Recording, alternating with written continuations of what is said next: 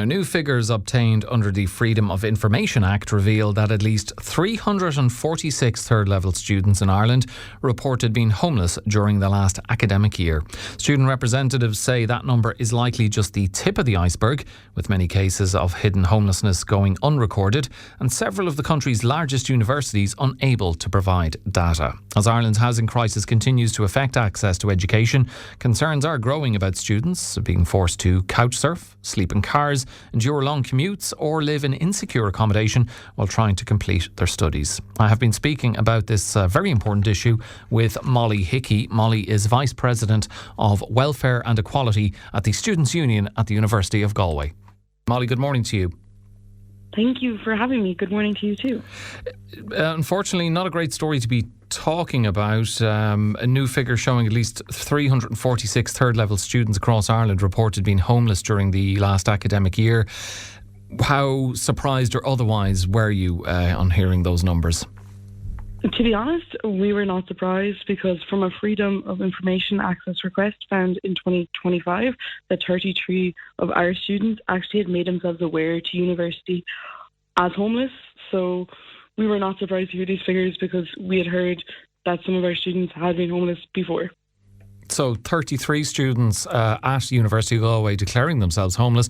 A further 47 said their accommodation was about to end. And student representatives describing these figures as only the tip of the iceberg. Do you think the true number at the University of Galway and elsewhere could be higher? It could be. Like, this is just students reporting. Like, we obviously, not everyone will do that. And I think so many people are under so much pressure that they don't always even have the feasibility to report. So these figures could easily be so much higher under the stress of it all. And Molly, when we talk about student homelessness, I'm wondering maybe what you're hearing anecdotally in the Students' Union there. What does that actually look like in practice? Are students couch surfing, staying in emergency accommodation, sleeping in cars? Well, couch surfing is definitely a big one. Like, I think people are getting so and so more doing couch surfing and that they feel like it is a lost option. But I've seen so much community, like so many students willing to offer their houses to other students and friends, etc. over the time. So that's a big thing. We see high levels of commuting, like we see it even more and more common, like people travelling from like Ennis. There's students that are literally travelling from Ennis to University of Galway, etc., and further distances such as Athlone, etc. So a lot more people ending up in their family homes, but obviously not everyone has that luxury, especially if you're an international student, etc. So that's where the couch surfing, hostels, etc. is really coming into play. And are students still managing to turn up to lectures whilst finding themselves in this situation? You know, I would imagine housing insecurity would impact to some degree on a student's ability to succeed academically.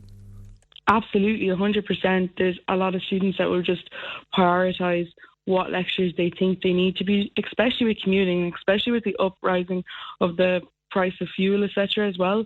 Like, students will literally prioritise which lectures they know are mandatory or need to be in so that they can save costs of, or like also they just the stress of it all of trying to find accommodation. They have to find a place to live, so they don't always have the time and capacity to go to lectures.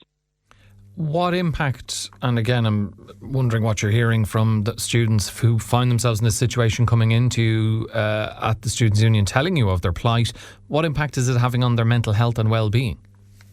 A huge impact. Like they're always, it's such a stress, and they feel so insecure, and it's really hard for international students as well.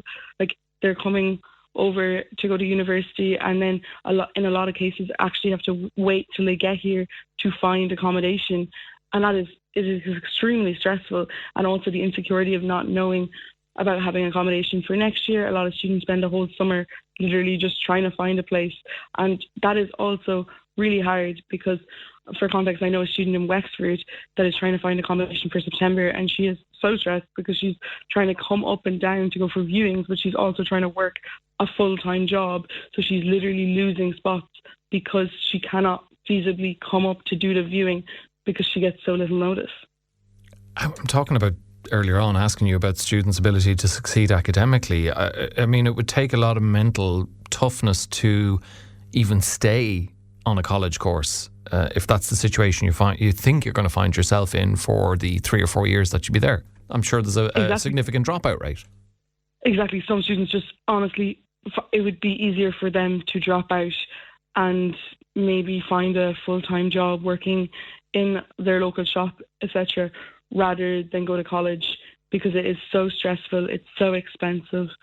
And like now, like I was saying earlier, commuting is getting even more expensive. So that has become an option for, that's becoming less of an option for some students that do even have the privilege of being able to drive, etc. So like, yeah, for some students, unfortunately, they feel like that their only option is to drop out. What is the direction of travel on this as far as you can see over the past number of years, Molly? Is this situation getting worse? Is it about the same as it was 2, 3, 4 years ago? Well, I think it is definitely getting worse. I think post-COVID, etc. And I think it's even this year in University of Galway, it could be even more stressful, because they're looking like that maybe all the semesters will start back at the same time. So they will be, like, the first years will even have less time to look for accommodation, etc. And we were mentioning figures earlier on. That many students may not officially report they're homeless for any number of reasons. Maybe it's out of, I don't know, embarrassment or for various other reasons. So the situation could be potentially even worse. And the government's National Student Accommodation Strategy aims to provide 42,000 additional student beds over the next decade. Is that going to be enough?